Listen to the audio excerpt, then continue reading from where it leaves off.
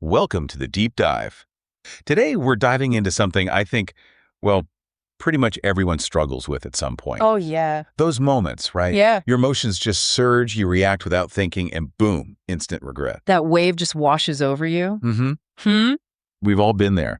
Maybe it's firing off a sharp email or, losing it a bit in a team meeting. Or just replaying a conversation thinking, ugh, I could have handled that so much better. Exactly. And look, in today's world, keeping your cool isn't just like a nice to have.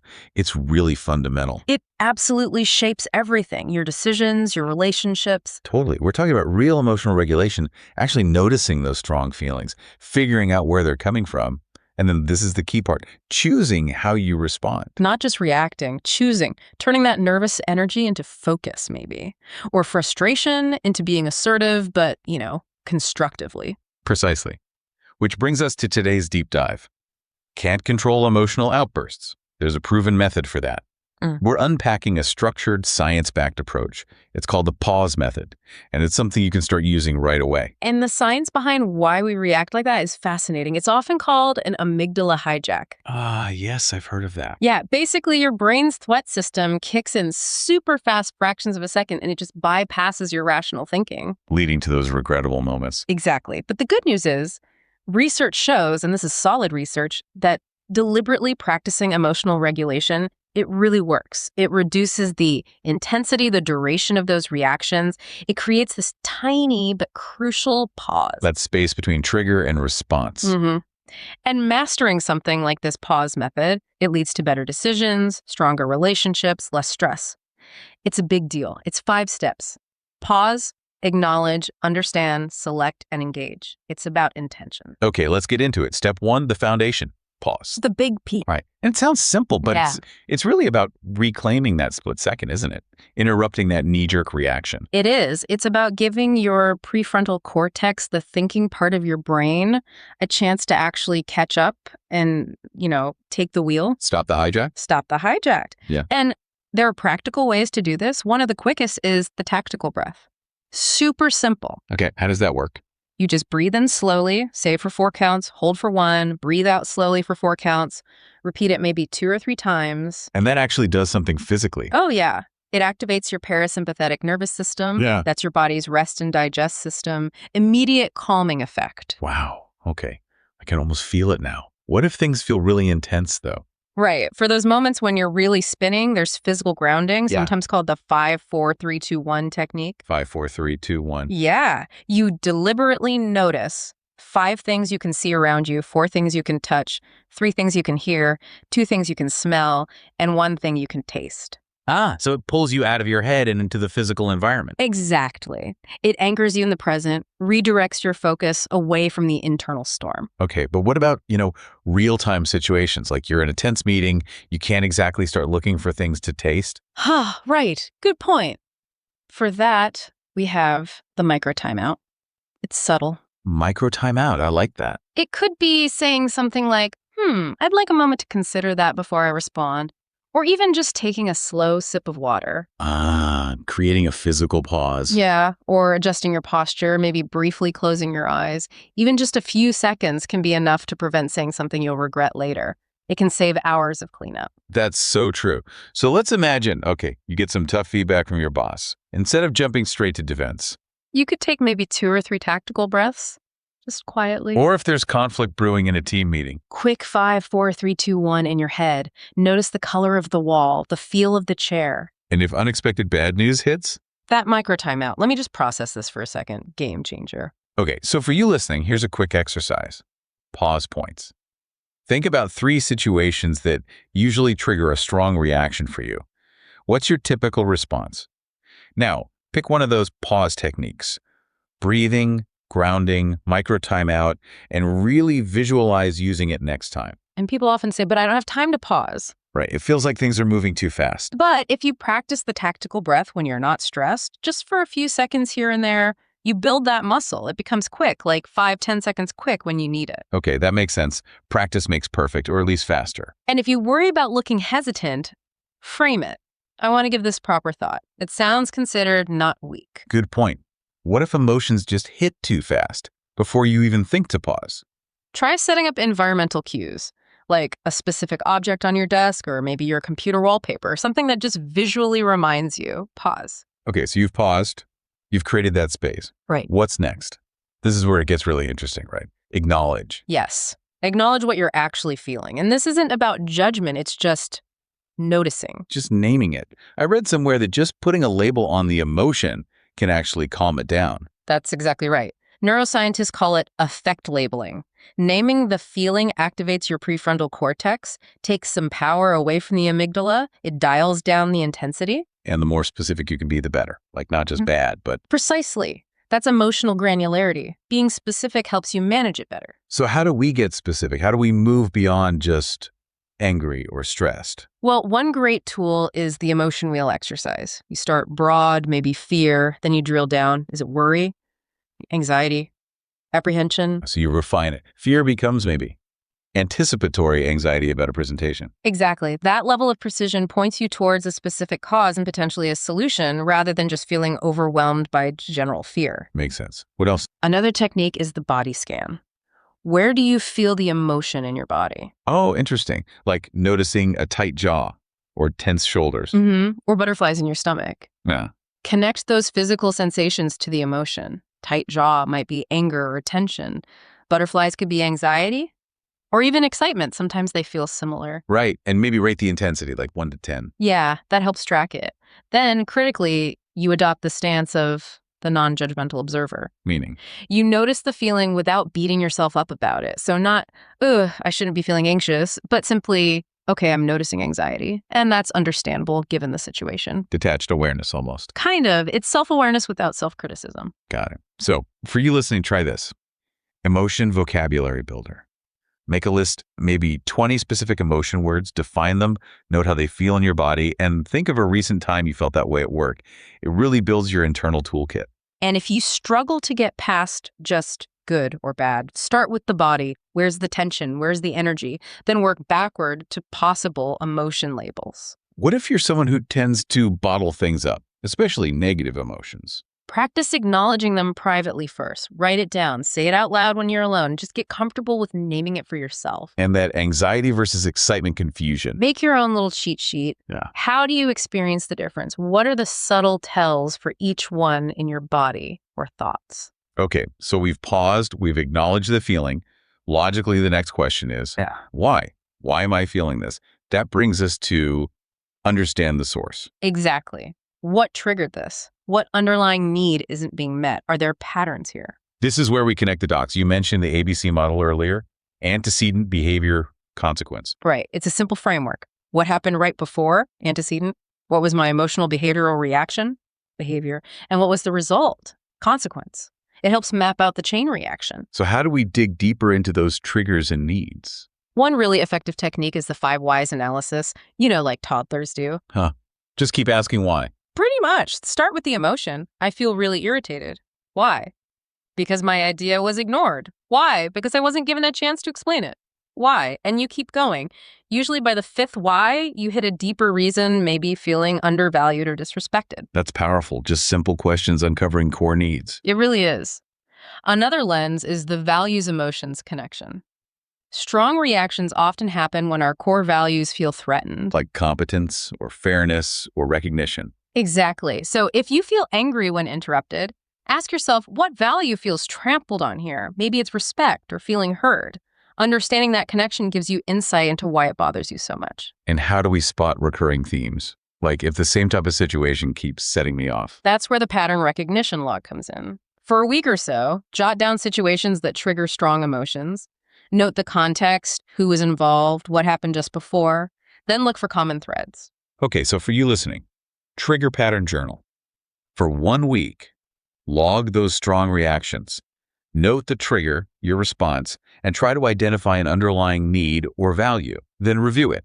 See what patterns jump out. Now, you might find yourself reacting without really knowing why in the moment. Totally happens. So try scheduling just 5 minutes at the end of each day to reflect. Okay, what strong emotions came up today? What might have triggered them? It builds that self-awareness muscle over time. What if the reaction feels way bigger than the situation seems to warrant? That could be an emotional echo. The current situation might be poking an old wound or pattern from the past. Worth considering. And it's crucial to remember, understanding why isn't the whole battle, right? It's definitely not. Yeah. It's necessary, but not sufficient. You need the other pause steps too, especially choosing your response, which leads us perfectly into the next step. Right. So you've paused, acknowledged, understood. Now you're at a crucial choice point. You get to select a response instead of just reacting. This is about being intentional. Strategic emotional expression, you could call it. Choosing how and when to express your emotion for the best outcome, considering your goals and the context. Moving from just feeling it to using it purposefully. How do we make that selection? We can think about the response options matrix. Basically, 4 main paths. Express it directly but skillfully. Redirect the energy channel frustration into problem solving, for example. Postpone dealing with it until a better time or place, or transform it by reframing your perspective. 4 clear options. Express, redirect, postpone, transform. How do you choose? That's where the goal alignment check is key. What's your immediate goal here? What's your longer-term goal? Which of those 4 response options best serves both? And always weigh the potential consequences. So it's very strategic, but doesn't that risk feeling fake or manipulative? That's a valid concern, which is why the context assessment is also vital. You have to adapt. What's the power dynamic? What's the relationship history? Public or private? Time pressure. These factors guide how you implement your chosen strategy authentically. Okay, give me an example. Say, I'm frustrated with project delays in a big meeting. Well, you could express it directly. I'm frustrated by these delays, but maybe redirecting is smarter. Okay, let's focus. What are the specific bottlenecks and how can we tackle them right now? That channels the energy productively. Right, more strategic in that context. Okay, practice time for the listeners. Response strategy playbook. Pick 5-7 common tricky situations you face. For each, brainstorm at least 3 different response strategies using those 4 options: express, redirect, postpone, transform. Note the pros and cons. Like for receiving critical feedback, strategy 1, inquiry, express, redirect. Help me understand that better. Strategy 2, appreciate and reflect, postpone. Thanks. Let me think on that. Strategy 3, reframe, transform. Okay, this is a growth opportunity. Having options ready helps. What if you know the best response, but in the heat of the moment, you just revert? Happens all the time. 2 things help. Create actual scripts for common scenarios and practice them. Even just mentally rehearsing builds the neural pathways. Mental reps. Exactly. And if all options seem bad, choose a process response. Something like, I need some time to consider this carefully. It buys you time. And the authenticity piece. It's about finding the sweet spot. Where does your genuine feeling overlap with what's effective and appropriate in this situation? It's not about being fake. It's about being skillful. Okay, brings us to the final step. Yeah. You've done the internal work, paused, acknowledged, understood, selected. Now it's time to act. Engage intentionally. This is where the rubber meets the road, putting that chosen strategy into action effectively. Bringing it all together. How do we do that well? 3 key techniques here. First, the communication calibration approach. This means aligning everything. Your words, verbal, your tone, pace, volume, vocal, and your body language, facial expressions, visual. Are they all sending the same intended message? So it's the whole package, not just what you say, but how you say it and what your face is doing while you say it. Precisely. Second, you need to be a feedback loop monitor. As you're engaging, watch the other person. How are they reacting? Are they leaning in, crossing their arms, nodding? Use that real-time feedback to adjust your approach if needed. Maybe pivot to a backup strategy. Like reading the room, but also reading the specific person you're talking to. Exactly. And third, maintain the authentic alignment check. Does this engagement still feel true to your values, even while being strategic? If it starts to feel off or inauthentic, you might need to recalibrate slightly. Okay, so let's walk through an example. Presenting a concern to your boss. You'd engage using calm, clear words, verbal, a steady tone, vocal, maybe open posture and eye contact, visual. You'd monitor the reactions, feedback loop, and you'd ensure you're advocating respectfully in line with your value of integrity, authentic alignment. Got it. So practice for listeners. Engagement simulation. Pick a tough scenario you anticipate. Script it out. What you'll say, how you'll say it, what responses you expect, how you'll react to their reactions, then practice it out loud. Maybe even role play with someone you trust. And look, sometimes, despite your best efforts, the other person might react negatively. Yeah, what then? Have contingency plans.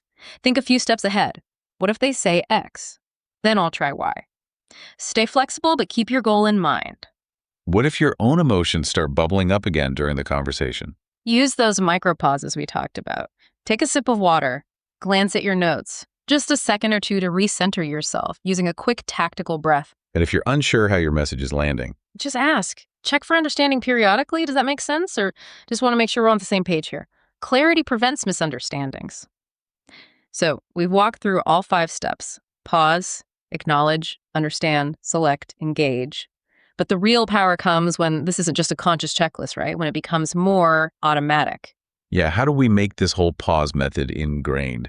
Make it a habit, second nature. It's about consistent integration. One way is the trigger strategy mapping. Make a simple chart or list. Common trigger, successful pause strategy used. Review it often. It reinforces the connection. Like programming your brain. Sort of. Then there's the practice progression. Don't try to use it first in a massive conflict. Start small. Low-stakes situations first. Then moderate challenges. Build up to the high-stress ones. Gradual exposure. Exactly. And don't underestimate environment design. Change your surroundings to support you. Use those visual cues we mentioned, reminders on your monitor, phone wallpaper. Maybe schedule a 2-minute regulation check-in on your calendar midday. Have a spot you can go to for a quick pause. Setting yourself up for success. But let's be real. Nobody's perfect. There will be times you slip up, right? When the emotion just takes over despite your best intentions. Absolutely. It happens. The goal isn't perfection. It's progress and resilience. So what do you do when you do have an outburst or react poorly? How do you recover? Key recovery steps. First, self-compassion. Don't beat yourself up. Acknowledge it was hard. Second, analysis without blame. Objectively, what happened? What can I learn? Third, repair actions. If your reaction impacted others, apologize or take steps to mend things. Fourth, have a reset routine, something that helps you get back to baseline emotionally. And finally, integrate the lessons learned to strengthen your approach next time. That's a great recovery framework. Can you maybe illustrate the whole pause method with like a real world example? Sure, let's talk about Laura, a senior project manager. Huge pressure. A major client rejected her team's big deliverable just days before the final deadline. Oof, high stakes. Prime territory for an amygdala hijack. Totally.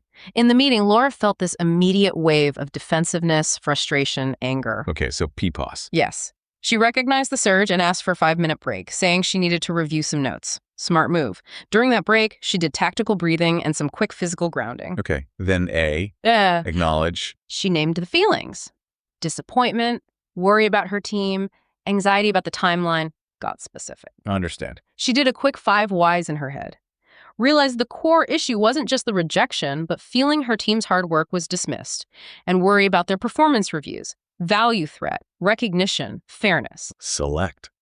She considered her options, decided against defensiveness, chose a strategy to acknowledge the client's points, show commitment to fixing it, but also implicitly protect her team's morale, focused on collaboration. And finally, engage. She went back in, calmly acknowledged the feedback using phrases like, "I understand your concerns about X," asked clarifying questions to show she was listening, proposed a collaborative plan forward, maintained steady eye contact, calm tone, calibrated communication. And the outcome. It turned things around. The client felt heard, respected her professionalism. The team felt supported, rallied, and they actually delivered an improved product. What could have been a disaster became a moment that strengthened the client relationship and team cohesion. That's a fantastic illustration. It really shows how pause isn't about not feeling, but about navigating those feelings constructively. It puts you back in the driver's seat. Exactly. It's harnessing the energy of emotions, preventing the destructive part, and channeling it effectively. So wrapping up, the pause method: pause, acknowledge, understand, select, engage. It's a powerful toolkit. It gives you that control. And the long-term benefits are significant. Better decisions, stronger connections, less stress. Remember, it's a journey, not a destination. Every challenge is practice. So for everyone listening, how can they start right now? Okay, simple action plan. This week, just focus on the pause. Practice tactical breathing daily, even for 30 seconds. Start your emotion vocabulary list. Identify maybe 3 to 5 of your most common triggers. Sketch out a basic trigger strategy map for 1 or 2 of them. Mentally rehearse or role play using pause for one upcoming situation. Maybe start a quick journal, noting emotional moments and how you handled them. Check in with yourself in a week. See what's working, what needs tweaking. Little steps build momentum. They really do. And here's a final thought. When you commit to this practice, you're doing more than just managing tricky moments. You're fundamentally changing your relationship with your own emotions, building a more resilient and intentional you.